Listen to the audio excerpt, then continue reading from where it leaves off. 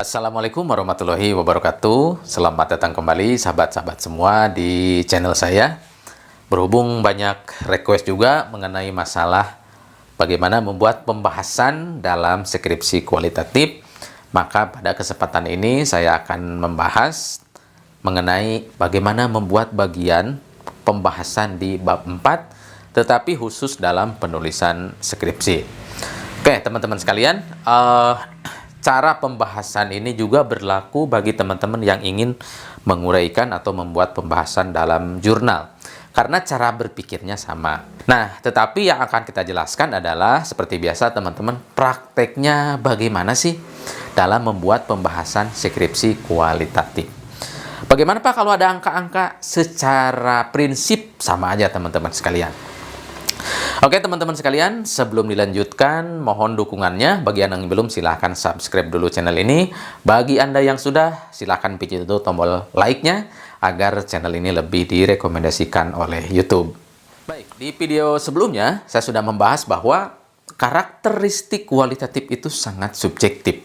Jadi kualitas penelitian kualitatif itu tergantung kemampuan kitanya menginterpretasikan atau menafsirkan hasil penelitian kita. Jadi, pembahasan itu apa-apa? Pembahasan itu ya menafsirkannya itu. Menafsirkan nanti dibandingkan, nanti dianalisis, dan lain sebagainya. Jadi, dengan kata lain bahwa bagian pembahasan itu, teman-teman, kalau bahasa bercandanya adalah kita menggibah hasil penelitian kita. Diperlebar, digunjingkan sebanyak-banyaknya. Karena biasanya gibah itu kan persoalannya kecil, tapi ketika masuk ke komunitas, kemudian digibah, itu menjadi pembicaraan yang sangat luas. Nah, pembahasan pun begitu. Oke, kita mundur dulu ke belakang teman-teman sekalian. Jadi, teman-teman tidak akan bisa membuat sebuah pembahasan tanpa mengetahui, tanpa memahami, atau belum menjelaskan, atau belum menemukan pokok-pokok kesimpulan pada hasil penelitian. Saya ulang, bukan kesimpulan penelitian. Pokok-pokok pada kesimpulan di bagian rumusan atau pembahasan di hasil penelitian. Jadi kalau sudah menemukan pokok-pokok pembicaraannya, kesimpulannya apa, maka teman-teman baru dapat membuat pembahasan. Masih ingat di video sebelumnya, di bagian hasil penelitian, ya di sini, bagian A, hasil penelitian. Kita itu ada rumusan nomor 1 kan ya? Atau tujuan nomor 1. Tujuan nomor 1 ini mengetahui peran ya orang tua. Sama aja ya teman-teman dengan yang sebelumnya. Bla bla bla bla bla. Nah, ini. Kemudian ini mau dibuat beberapa pembicaraan. Sebelumnya sudah kita bahas, anggap saja 1, 2, 3, 4, 5. Di sini ada aktivitas, di sini ada cara, di sini ada kendala, pokoknya banyak. Nah, teman-teman tidak akan bisa membuat pembahasan tanpa ada kesimpulan-kesimpulan kecil di sini. Oleh karena itu, maka kesimpulan-kesimpulannya ini harus ada terlebih dahulu. Baik dengan wawancara, baik dengan dokumentasi, ataupun dengan observasi. Jadi, sebelum teman-teman membuat pembahasan, ungkap dulu, cari dulu kesimpulan-kesimpulan kecilnya di bagian ini. Oke, sampai di sini teman-teman. Nah, jadi selesaikan dulu ini ya, baru teman-teman bisa membuat pembahasan. Bagaimana kalau PTK, Pak? Sama aja. Bagaimana kalau studi kasus, Pak? Sama aja. Bagaimana kalau naturalistik, Pak? Deskriptif naturalistik? Sama aja, teman-teman. Cara berpikirnya seperti ini. Kita mundur lagi ke bagian hasil penelitian. Saya ulang, bahwa untuk dapat kita membuat sebuah pembahasan penelitian, maka kita perlu memiliki beberapa kesimpulan kecil tentang hasil penelitian yang sudah kita sampaikan sebelumnya. Jadi harus ada dulu kesimpulan-kesimpulan kecilnya ya.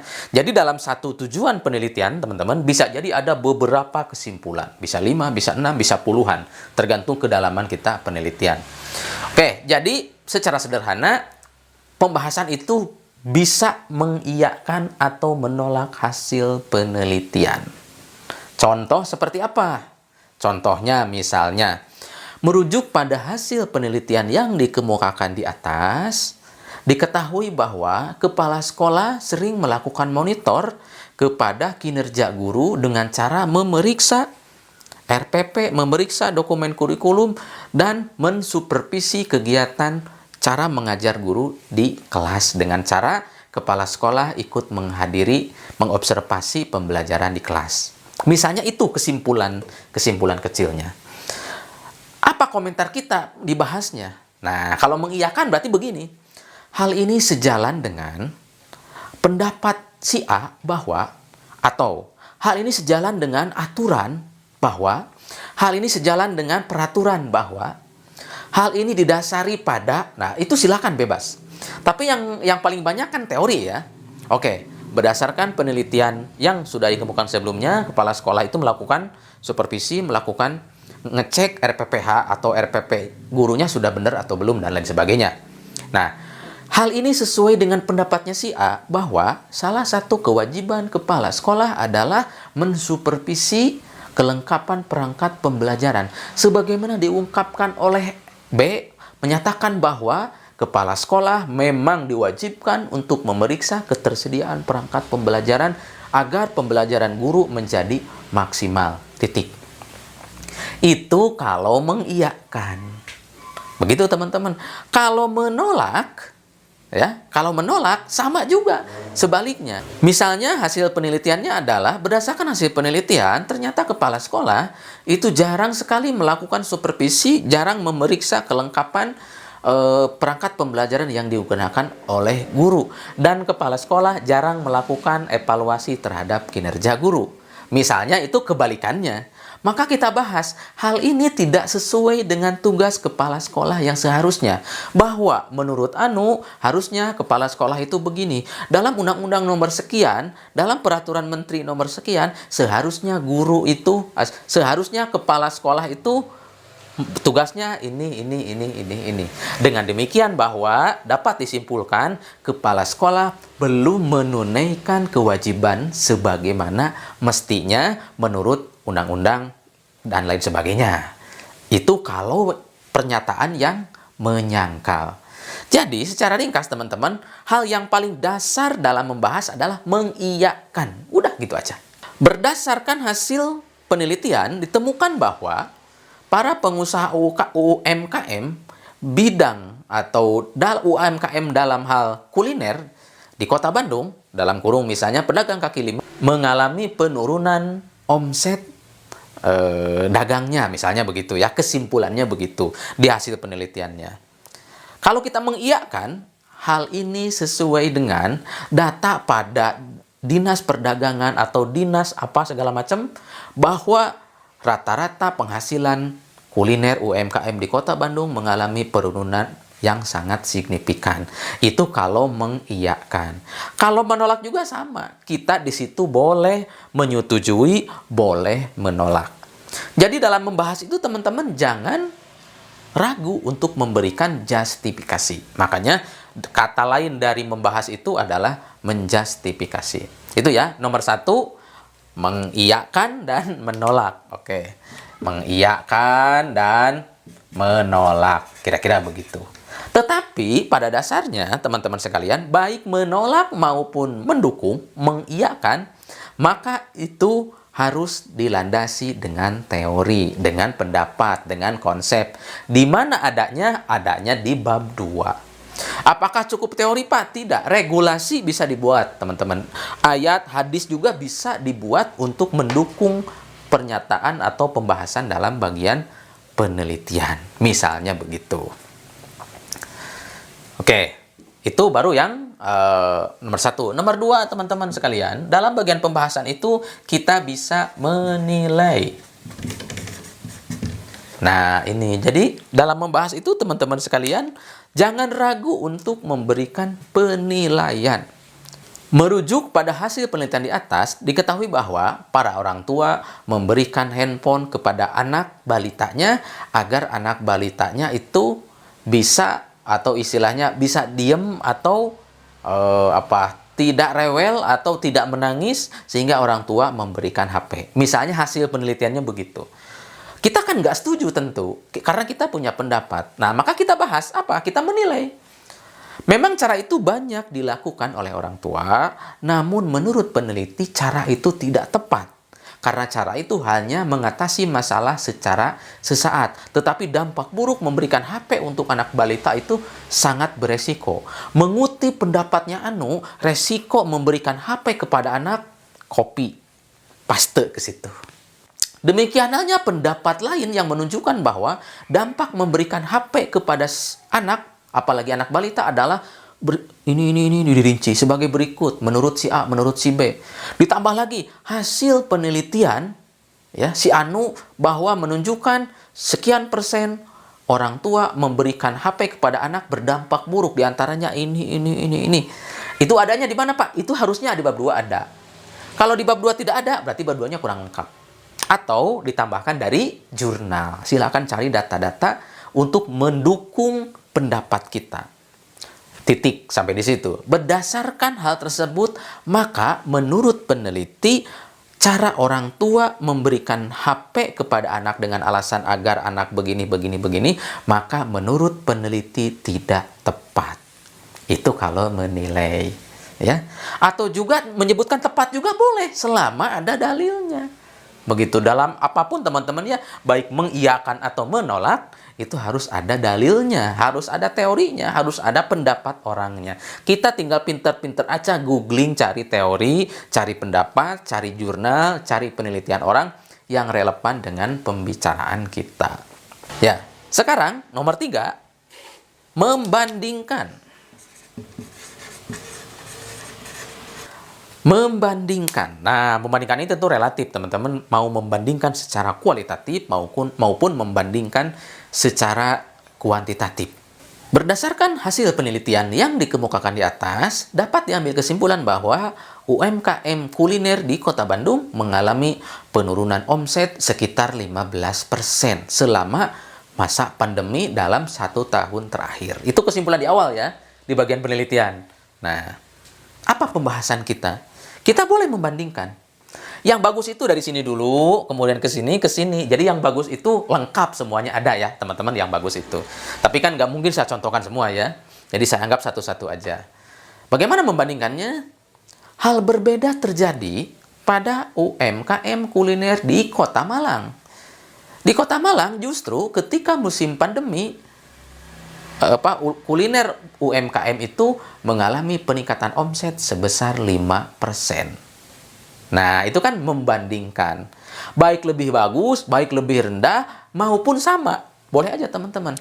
Demikian halnya dengan omset UMKM kuliner di kota, misalnya Semarang, bahwa mengalami penurunan yang hampir sama dengan Kota Bandung, yaitu terjadi penurunan omset di sekitar 14,5%. Berdasarkan pendapat si Anu, berdasarkan jurnal Anu, berdasarkan riset si Anu, masukkan ke sini. Jadi, fungsi bab 2 itu teman-teman sekalian, buat apa? Buat menguatkan ini. Oleh karena itu, kalau teman-teman di bab 2-nya tidak lengkap, boleh diedit, boleh ditambah sesuai dengan kebutuhan ini. Kecuali dalam membuat jurnal ya. Kalau membuat jurnal kan nggak ada bab 2. Jadi langsung aja di sini. Begitu teman-teman sekalian. Nah, saya ulang, harusnya satu pokok pembahasan ini ada ya tidak, ada menilai, ada membandingkan. Nah, harusnya begitu. Selain ini masih ada, Pak. Masih ada, teman-teman sekalian. Kemudian, nomor 4, misalnya faktor-faktornya. Faktor-faktor penyebabnya kita bisa merinci. Nah, misalnya ada kesimpulan bahwa terjadi penurunan omset UMKM kuliner di Kota Bandung sebanyak 15%. Dibandingkan tadi ya, demikiannya di Kota Anu, demikian halnya di Kota Anu, sebaliknya di Kota Anu, dan seterusnya dibandingkan. Nah, hal ini dimungkinkan karena beberapa faktor. Baik faktor pendukung maupun faktor penghambat. Faktor pendukung atau faktor yang ikut menurunkan omset UMKM kuliner adalah karena faktor A, B, C, D. Hal ini sejalan dengan pendapatnya si Anu bahwa hal ini dengan hasil laporannya Anu, hal ini sesuai dengan laporan dinas Anu, hal ini sesuai dengan hasil riset si Anu. Nah, ini bahwa faktor-faktor yang menyebabkan turunnya omset dagang UMKM itu adalah begini. Begitu teman-teman sekalian. Setidaknya minimal ini dalam membuat pembahasan. Oke, kenapa saya contohnya seperti itu? Karena itulah contoh yang dapat dipahami oleh semua orang ya. Kalau contohnya terlalu spesifik ya, agak sulit nanti dipahami oleh semua orang. Oke, teman-teman sekalian, karena ini video YouTube, tentu saya menjelaskannya tidak terlalu detail, tapi standarnya ini. Dan teman-teman silahkan elaborasi, silahkan perluas pembahasannya lebih detail dari apa yang saya sampaikan. Karena contoh yang saya sampaikan adalah sangat simpel dan sangat sederhana. Jadi kesimpulannya, pembahasan itu apa sih Pak? Pembahasan itu adalah memvalidasi penelitian kita, baik iya ataupun tidak, setuju ataupun tidak, dan dibandingkan dengan yang lainnya, kemudian sebutkan kira-kira faktornya apa, atau ada unsur lainnya apa. Oke teman-teman sekalian, karena saya mengajarnya di pendidikan, di FKIP, maka akan saya contohkan sekarang dalam pendidikan. Ini sebagai tambahan saja. Nah, pendidikan itu biasanya begini, rumusan-rumusannya atau tujuan penelitiannya. Misalnya, hasil kesimpulannya adalah, di hasil penelitian itu adalah, bahwa guru menyusun RPP itu berdasarkan kurikulum 2013 dengan komponen ini. Misalnya begitu. Atau RPP yang disusun oleh guru terdiri dari ini. Nah, misalnya begitu. Kesimpulannya. Bagaimana membahasnya? Kita di situ boleh menilai. Maka kita katakan berdasarkan hasil penelitian tersebut, maka RPP yang disusun oleh guru PAI sudah sesuai dengan tuntutan kurikulum 2013. Karena di situ tercantum ada ini. Sebagaimana disebutkan dalam pedoman kurikulum 2013, mata pelajaran agama, bahwa RPP-nya harus mencantumkan ini. Sederhananya begitu.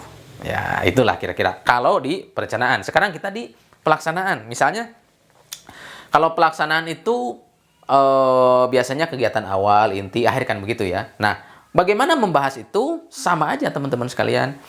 Berdasarkan hasil penelitian yang sudah dikemukakan di atas, bahwa guru mengajar dengan cara begini. Apa pembahasan kita? Maka kita bahas. Ingat, patokan pembelajaran rujukannya kemana? Ke kurikulum. Nah, di kurikulum ada apa? Ada menanya, ada mengelaborasi, ada mengamati. Misalnya ya, ini mah contoh aja. Nah, kita itu menilai apakah cara mengajar guru itu sudah sesuai atau belum. Intinya kita itu kan memvalidasi hasil penelitian. Berdasarkan hasil penelitian bahwa guru itu melakukan kegiatan ini. Tetapi guru tidak melakukan kegiatan mengamati dan guru kurang mengelaborasi kegiatan pembelajaran selama mengajar mata pelajaran fikih, misalnya begitu. Nah, berdasarkan hal tersebut, maka menurut peneliti berarti guru belum maksimal mengajar sesuai dengan pendekatan kurikulum 2013. Karena dalam pendekatan kurikulum 2013, salah satunya adalah harus menggunakan atau harus ada kegiatan mengamati sebelum proses pembelajaran. Demikian halnya dengan kegiatan penilaian pada pembelajaran, misalnya begitu. Guru, dalam hal ini, guru mengajar hanya memberikan penilaian pada aspek kognitif saja. Hanya memberi soal pilihan ganda dan esai saja. Tetapi guru tidak memberikan soal atau tidak memberi tugas dalam bentuk kegiatan atau yang mendukung aspek psikomotorik. Dengan kata lain, pembelajarannya tidak ada praktek. Titik sampai di situ. Hal ini nampaknya belum sesuai dengan tuntutan kurikulum 2013 dan tuntutan pembelajaran yang berbasis pada aspek psikomotor. Di antaranya bahwa dalam evaluasi itu ada evaluasi sikap, ada evaluasi kognitif, ada evaluasi skill atau kemampuan. Dengan demikian, cara mengajar guru belum sepenuhnya sesuai dengan kurikulum 2013. Terima kasih. Jangan lupa like dan share video ini kepada teman-teman Anda. Assalamualaikum warahmatullahi wabarakatuh.